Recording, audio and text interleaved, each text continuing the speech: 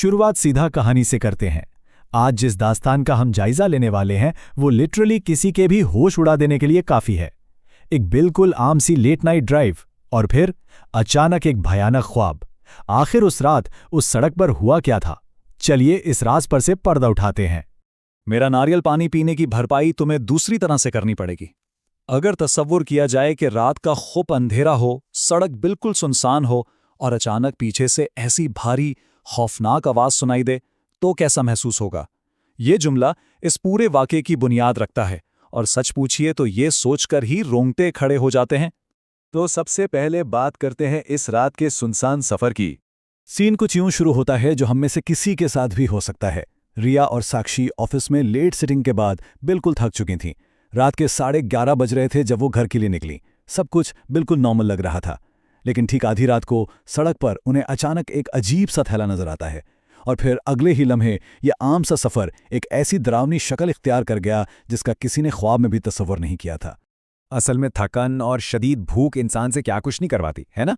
दोनों को उस वक्त शदीद भूख लग रही थी। गर्मा गर्म बन कबाब, रोल पराठा, इन सब की क्रेविंग्स हो रही थी, क्योंकि फ्लैट पर जाकर वही दोपहर का बचा हुआ सालन और रोटी खानी थी। इसी भूख और मायूसी ने उन्हें मजबूर कर दिया कि वो उस सुनसान अनजान ठेले पर गाड़ी रोकें। और यहां से शुरू होता है दूसरा हिस्सा, खौफनाक नारियल वाला। ठेले के पास एक बहुत ही लंबा अजीब सा आदमी खड़ा था।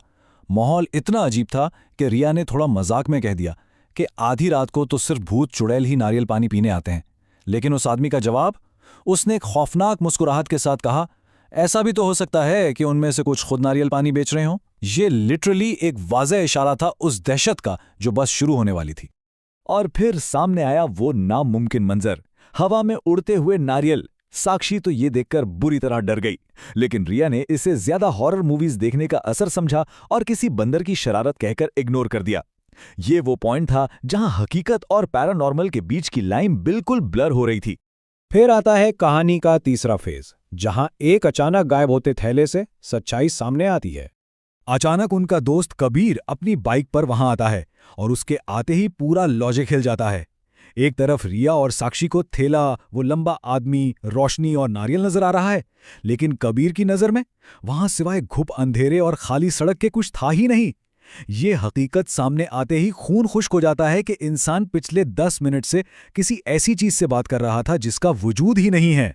कबीर बुरी तरह खौफजदा होकर बताता है कि यार ये कोई आम ठेला नहीं है, ये इस इलाके की एक मशहूर अर्बन लेजेंड है। सालों पहले इस सड़क पर एक नारियल वाले का बेरहमी से कत्ल हुआ था और तब से वो भूत बनकर वहां ठेला लगाता है। जब मुकामी खौफनाक कहानियां सच साबित होने लगें तो डर लगना बिल्कुल नेचुरल है। अब चलते हैं चौथे हिस्से की तरफ, मौत का खौफनाक तालाब। ठेला गायब था पर वो भयानक आवाज वहीं थी। भूत ने धमकाया कि अगर भागने की कोशिश की तो नारियल तुम्हारे सरों पर फोड़कर कच्चा चबा जाऊंगा। गुप अंधेरे में जंगल की तरफ मौत के डर से चलते हुए अचानक साक्षी कहती है, पिछले 1 साल में मैं इतना नहीं चली, अब अगले 1 महीने जिम जाने की जरूरत नहीं पड़ेगी। रिया और कबीर उसे फौरन चिप करवाते हैं। मतलब इस एक्सट्रीम खौफ के बीच ये हल्का सा मजाक एक अजीब सा वक्फा था। लेकिन जंगल के आखिर में जो सच सामने आया वो सच में रूह कंपा देने वाला था। एक तालाब में नारियल तैर रहे थे। भूत ने बताया कि ये तैरते हुए नारियल दरअसल मरे हुए लोग हैं।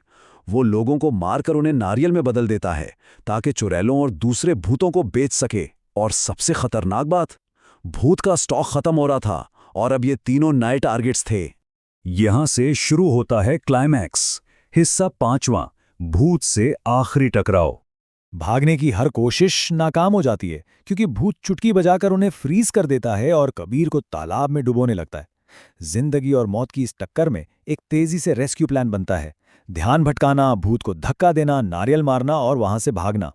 लेकिन सबसे फनी और अजीब बात यह थी कि रिया और साक्षी कबीर को सिर्फ इसलिए बचा रही थीं क्योंकि कबीर ने 2 साल पहले उनसे 100 रुपये उधार लिए थे जो अब तक वापस नहीं किए थे। जब उन्होंने मिलकर भूत को धक्का दिया तो वो कबीर को भी साथ ले गिरा। कबीर डूब रहा था कि रिया ने पानी में तैरता हुआ एक शिकार यानी एक नारियल उठाया और पूरी ताकत से भूत के सर पर दे मारा। ये कितनी आयरॉनिकल बात है कि भूत अपने ही बनाए हुए शिकार से मार खाकर बेहोश हो गया और तालाब की गहराइयों में डूब गया। आखिर में आते हैं छठे हिस्से पर, अंजाम और कहानी का सबक। भूत के बेहोश होते ही तीनों वहां से भागे और अपनी गाड़ियों तक पहुंचकर किसी तरह जान बचाई। उन्होंने उस दिन के बाद कभी उस सड़क का रुख नहीं किया, लेकिन वो लोकल लेजेंड आज भी वहां जिंदा है।